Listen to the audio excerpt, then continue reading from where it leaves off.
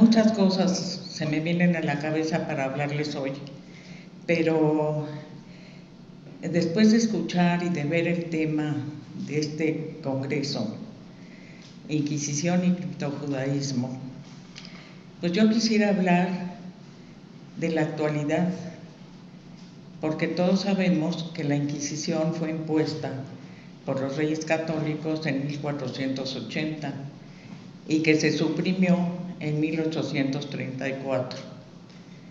Pero, independientemente de eso, poco y muy poco, diría yo, se sabe del criptojudaísmo. ¿A qué me refiero? Que gracias a que los gobiernos de España y Portugal decidieron que tienen que resarcir aquello que hicieron en 1492 y 1536, van a aceptar a todo aquel que se considere de origen sefaradí. Eso abrió las puertas a que muchísimas personas, no quiero entrar en detalles el por qué, pero empezaron a pensar: ¿de dónde vengo? ¿Quiénes son o quiénes fueron mis antepasados? ¿Por qué en mi casa de repente se hacen algunas ceremonias que no las entiendo? ¿Por qué en mi casa, sobre todo en el norte, pues caramba, no les gusta el cerdo, les gusta más el cabrito? ¿Por qué en mi casa comemos ese tipo de pan? ¿Por qué en mi casa hacemos tales y cuales ceremonias cotidianas? ¿Y cuál fue su sorpresa? Pues que de algún modo tuvieron que empezar a buscar su genealogía y empezar a entender de dónde venían, cuáles fueron sus antepasados, qué origen tuvieron, pero sobre todo, qué pasaron, cómo les fue con esos 300 años de Inquisición, cómo les fue y cómo lograron sobrevivir. ¿Por qué soy católico? ¿Por qué no soy judío? ¿Por qué mi familia olvidó el judaísmo? Eso hace pensar muchísimo, muchísimo a mucha gente, y a los investigadores pues no les digo, pero sobre todo a aquellos que realmente les concierne el problema. Pues yo quiero contarles de la vida de una persona a la cual estimo muchísimo, que yo no sé si algunos de ustedes hayan oído de ella. Originalmente su nombre era María Eugenia Enríquez y ahora se llama Jeannie Milgrom. ¿Saben por qué? Porque esa mujer empezó a pensar desde su vida, primero en Cuba y luego en Miami, donde tuvieron que salir por Castro, ¿por qué no le gustaba ir a misa? ¿Por qué la obligaban sus papás a ir a misa si ella no quería? Y de ahí surge toda una vida que no le pedí permiso, la verdad, para platicarla, pero es un ejemplo de vida. ¿Por qué? Porque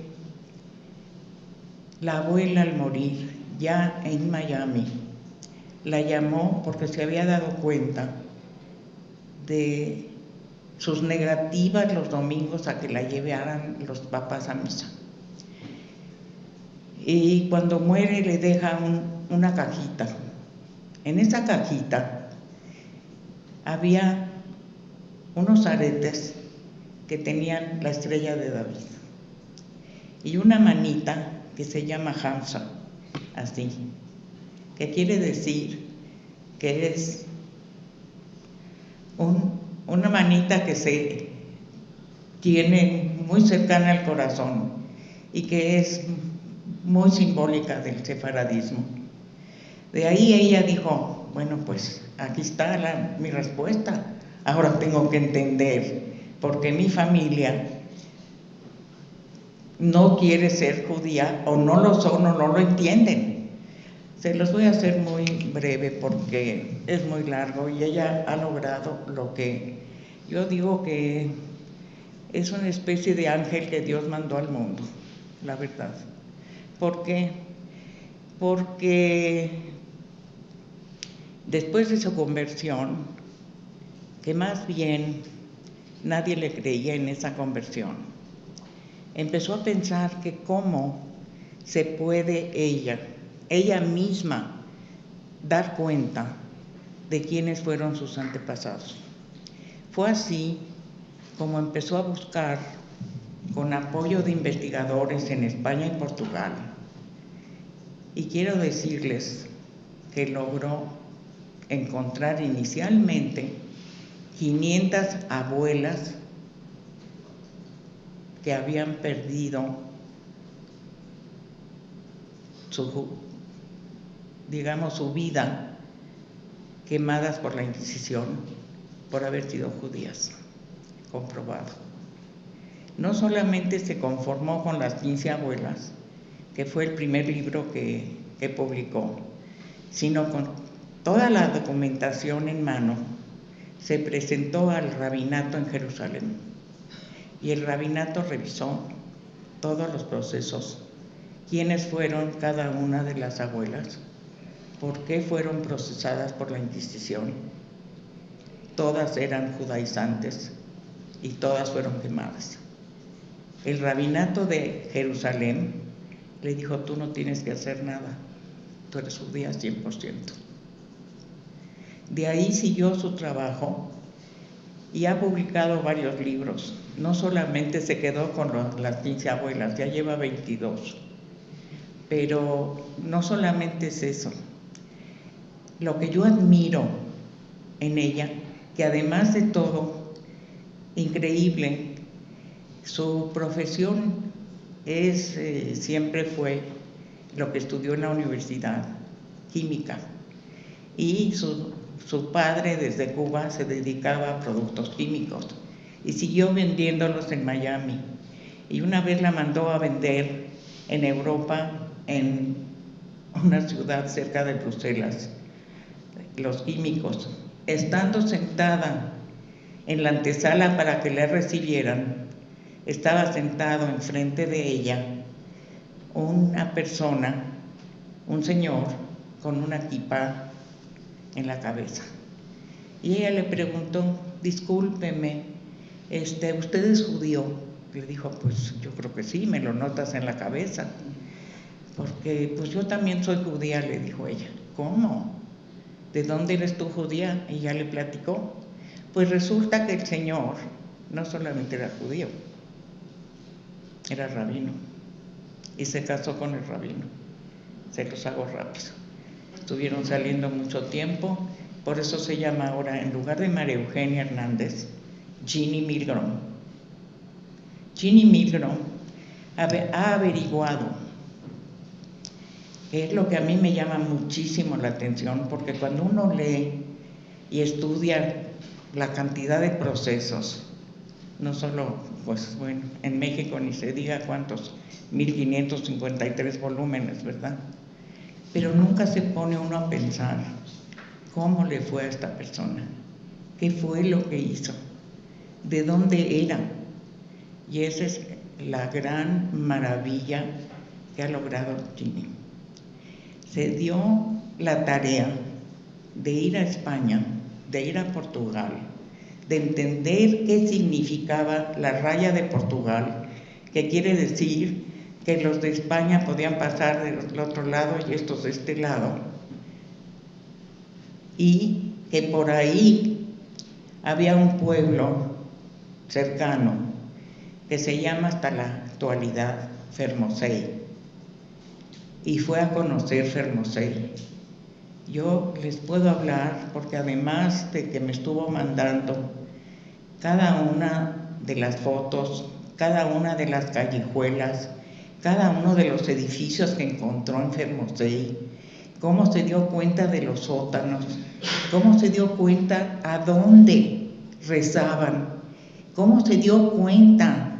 Eso es algo impresionante, porque las entradas de las puertas son de piedra, pero cada entrada de cada puerta tenía un pedacito sumido, que era el lugar donde había estado la mezuzá. Para ella descubrir que de ahí venían su familia, que de ahí venía esa abuela que le dejó los aretes de estrellas, no daba crédito. Imagínense lo que fue el recibirla ahí en Fermoselle. La hicieron ciudadana o digna de ser mencionada como alguien excepcional en el pueblo. Pusieron inmediatamente una librería donde empezaron a vender no solo los libros de Ginny, sino libros para que la gente empezara a entender de dónde vienen, qué es el sefaradismo, de dónde, por qué y cuándo sucedió, y cómo pasaron, y cómo fue la expulsión, etcétera, etcétera, etcétera. A mí me parece que eso es realmente entender la vida de estos criptojudíos. ¿Por qué se les llama criptojudíos? Porque fueron forzados a convertirse, y porque ese hecho no podía obligarlos a que olvidaran la ley de Moisés. Y siguieron manteniendo la ley de Moisés toda su vida, a pesar de todos los problemas, a pesar de tener la Inquisición encima, a pesar de tener a los vecinos a un lado viendo si va a ayunar un día o no va a ayunar, o si va a salir con un palillo en los dientes, o si va a salir en alpargatas, o si va a salir de otra forma. ¿Saben qué? Eso es vivir la realidad, eso es entender realmente. Ahora, ¿qué sucede? ¿Qué sucede? Pues yo no quiero dar cifras, pero aquí tengo por ahí un testigo, ¿verdad? Mi querido Patricio. 20,000 personas en Monterrey aceptaron ser descendientes de criptojudíos. Pero ¿qué significa? Significa no solamente que me hagan genealogía, significa que me permitan acercarme y leer los procesos. Esa es otra de las cuestiones que tengo que contarles para admirar a Ginny. Ginny se propuso que todo aquel país, sobre todo España y Portugal y México, Canarias, etc., abrieran sus archivos para poderse digitalizar. ¿Qué ha logrado? Logró que se puedan digitalizar ya, y se está haciendo, los procesos de Portugal. En España le cerraron las puertas.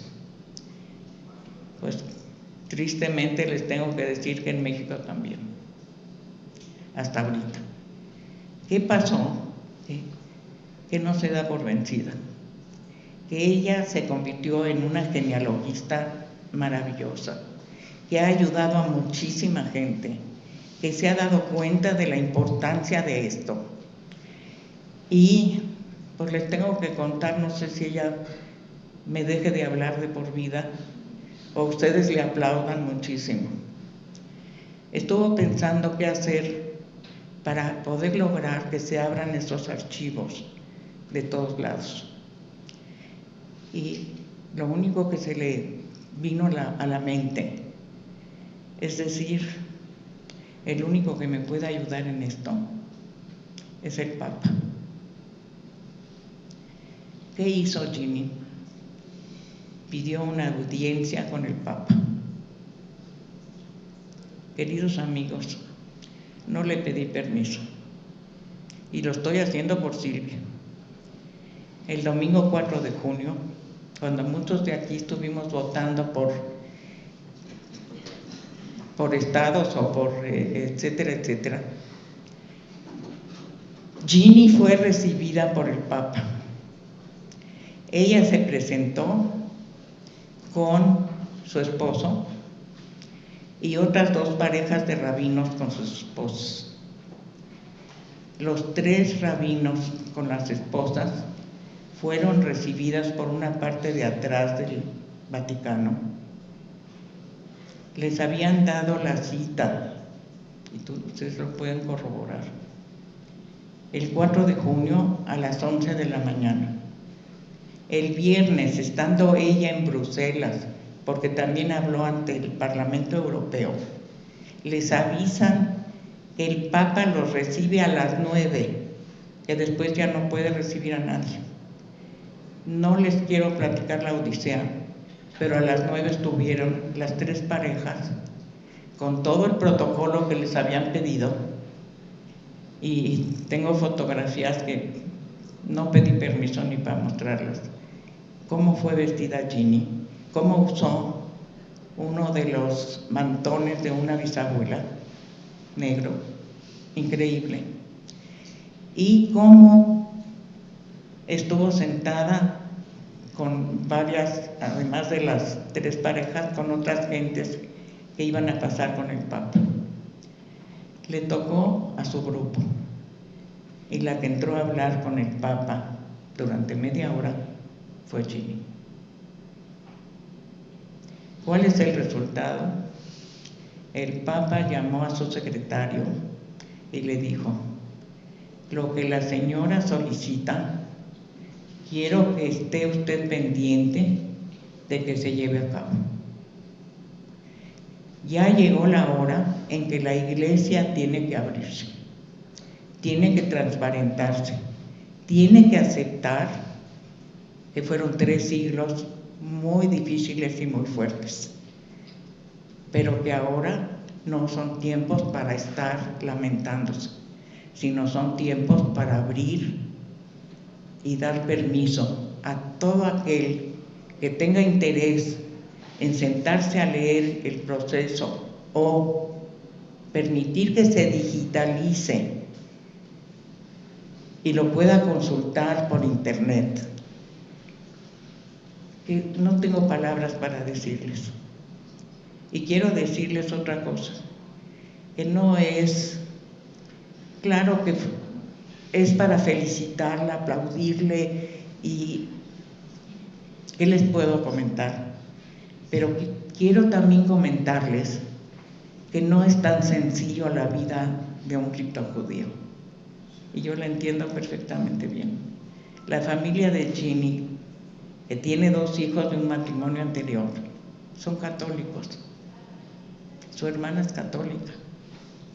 Y todos ellos, lindísimos, que sabían, bueno, además aceptaron que su hermana volviera al judaísmo, pero sí le pidieron: llévate unos rosarios y cuéntale al Papa que tienes a la mitad de tu familia católica. Por favor, que nos bendiga estos rosarios. Y lo logró. Bueno, esto fue el domingo 4 de junio. Creo que es una primicia, y lo hago en honor de una queridísima amiga que ha hecho muchísimo por el judaísmo y el criptojudaísmo. Muchas gracias. Una exposición muy interesante, muy emotiva, en realidad, como hoy por hoy hay historias que se quedan ocultas y que finalmente nadie conoce, y nos has expuesto un caso muy, muy especial que da un paso adelante, ¿no? Hacia la diversidad, hacia la multiplicidad de creencias, y creo que pues es una aportación muy, muy importante la que nos brindas. Te agradecemos muchísimo esta historia tan fascinante, y bueno, pues no sé si hay alguna pregunta, algún comentario que hacer. Bueno, que sea breve porque ya se nos vino el tiempo encima, entonces tenemos 2. Adelante, por favor. ¿Quieres el micrófono? Sí, tú. Sí, muchas gracias. Alicia, yo soy maestro de la de la UNAM. Y lo que me ha impresionado de tu exposición tiene mucha coincidencia con lo que yo hice en Naucalpan, con los Jacob Soriano, los dueños de Atoto, etc. Y allí en la UNAM presenté el libro de ellos. Pero siguiendo lo que tú estás comentando a nuestras amigas Eugenia Meyer y la doctora Martinelli Blanca, que dicen que hay que crear, hay que imaginar, hay que interpretar. Yo te quiero preguntar si es posible sacar información de la relación que tuvo Porfirio Díaz con más de 15,000 judíos que se trajo de Europa y los invitó a venirse a México y llegaron. ¿No hay algún antecedente, alguna relación? Hay muchísima información Sobre esa llegada de esos muchachos, de esas gentes. Hay muchísima información del porfiriato y de los que vinieron como inversionistas. Exactamente. Hay muchísima información. La joyería La Esmeralda, ¿quién la hizo? Claro. Ellos, exactamente. Hay muchísima información y se ha escrito muchísimo sobre eso. Pero es información como gente que vino a invertir, sí. No como dijo este Diego, comunidad judía, así como judíos relacionados con un personaje político, con Porfirio Díaz. Eso fue cuestión económica. Ellos no vinieron como judíos. Nunca se delataron, bueno, no delatarse. Nunca se abrieron, no tuvieron interés. Algunos quizá, pero realmente ellos vinieron a invertir. Y algunos, muy pocos, se quedaron, pero la mayoría regresó a Europa. Hay una tesis de doctorado maravillosa sobre eso. Y ahí están todos los nombres de los que vinieron, las tiendas que abrieron, uno de ellos, pues el Palacio de Hierro, ¿no? Y muchas otras. Pero no fue una comunidad judía. La comunidad judía que existe hasta la actualidad fue fundada en 1912, pero por otro tipo de personas que vinieron huyendo de persecuciones y pogroms, etcétera, etcétera. Todas esas, digamos, personajes, etcétera, muy famosos, muchos de ellos, no vinieron con el deseo de quedarse en México, nunca. Ellos vinieron a invertir o quizá dejaron a algunos de sus hijos, pero la tesis vale la pena, está excelente. Porque hay un discurso de Porfirio Díaz, de su amor, de su admiración, de su agradecimiento que vinieran judíos a México. Pero él no está hablando de inversionistas, está hablando de amigos de México. Claro. Él está hablando de gente que comprendía y que daba un ejemplo, y por eso los invitaba a venir a México. Y el que se los trajo fue el secretario de Hacienda, pues, no me acuerdo cómo se llama. Bueno, en realidad, no los invitó como judíos, invitó inversionistas, porque también vinieron inversionistas de otros lugares, de Estados Unidos también muchos. Pero él no los invitó precisamente porque fueran judíos. Y hay otra cosa, eso sí le puedo decir, por haberlo vivido yo. Una de las cuestiones a las que me he dedicado mucho tiempo es hacer historia oral. Gracias a Dios, todavía me tocaron algunos de los primeros inmigrantes. Uno de ellos fue un señor de apellido Atri. Ese señor Atri le vendía las joyas a la esposa de Porfirio, a Carmelita. Pero eso es muy diferente. Atri ya pertenecía a la comunidad. Los de la Esmeralda y los otros negocios y uno de pianos no pertenecían, no eran de la comunidad, ni se quedaron tampoco. Okay. Además, aquí hay un acervo muy importante de todos estos documentos que podrían ser de tu interés, que, bueno, trata toda la inmigración a partir del siglo XX y que, bueno, pues se dedica específicamente ya con constancias claras sobre esa etapa de la inmigración en esa época.